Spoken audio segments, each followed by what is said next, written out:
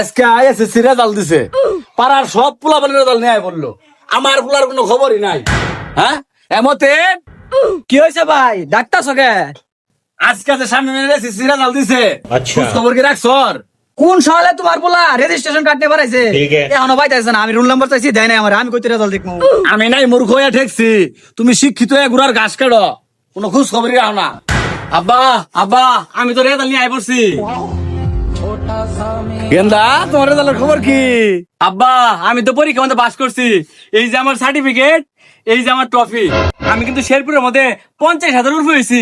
তাই নাই রে গেন্দা, ভালা কথা, কিন্তু মানুষের সার্টিফিকেটের মধ্যে তো দেখি মেলা লেহা থাকে, আরো পয়েন্ট লেহা থাকে, সার্টিফিকেটের ওজন থাকে। তোমার সার্টিফিকেট লেহা এত কম করে আর সার্টিফিকেট তো পাতলা কে? বুঝলাম না বিষয়টা। দেখছে মতেন এই পয়েন্ট টয়েন্ট ঠিক আছে কিনা দেওয়া হইতো ভালো করে।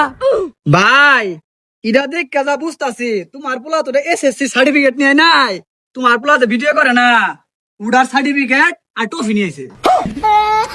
আমি পাঠাইছি ওর স্কুলের সার্টিফিকেট নিয়ে আবার, আর ওই যাইয়া ভিডিও যে করে ওটার সার্টিফিকেট নিয়ে আইছে। হ্যাঁ। মূর্খ ভাই আমার ওই ওরে হারামজাদা।